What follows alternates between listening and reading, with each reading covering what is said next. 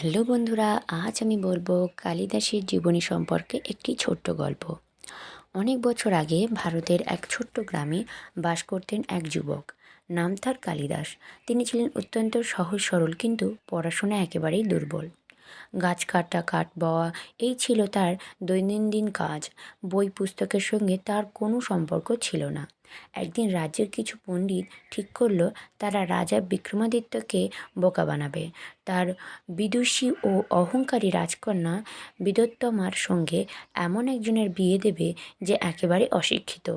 সেই উদ্দেশ্যে তারা কালিদাসকে সাজিয়ে গুছিয়ে রাজসভায় নিয়ে যায় এবং তাকে এক মহান পণ্ডিত বলে পরিচিত করায়।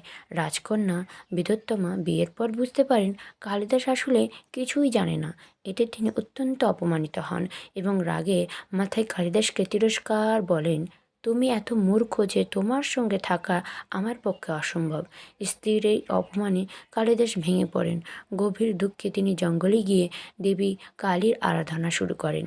তিনি দিন রাত কাঁদতে কাঁদতে দেবীর কাছে প্রার্থনা করেন, মা, আমাকে জ্ঞান দাও যাতে আমি নিজেকে প্রমাণ করতে পারি। দেবী কালী তার ভক্তিতে সন্তুষ্ট হয়ে একদিন স্বপ্নে আবির্ভূত হন এবং তাকে আশীর্বাদ করেন। সেই মুহূর্তে থেকেই কালিদাসের জীবনে এক অলৌকিক পরিবর্তন আসে। তিনি অসাধারণ জ্ঞান, কবিত্ব, শক্তি ও সৃজনশীলতা লাভ করেন। এরপর কালিদাস সংস্কৃত ভাষায় একের পর এক অসাধারণ কাব্য ও নাটক রচনা করতে শুরু করেন। রেখদূত, রঘুবংশম, কুমারসম্ভব, অভিজ্ঞানম, শকুন্তলম, এইসব অমর রচনা তাকে ভারতের সর্বশ্রেষ্ঠ কবিদের মধ্যে স্থান করে দেয়। অবশেষে যারা একদিন তাকে উপহাস করেছিলেন তারাই তাকে শ্রদ্ধায় মাথায় নত করে সম্মান জানাতে বাধ্য হন। কালিদাস প্রমাণ করেন দেন, ভক্তি, পরিশ্রম ও আত্মবিশ্বাস থাকলে মানুষ নিজের ভাগ্য নিজেই বদলাতে পারে।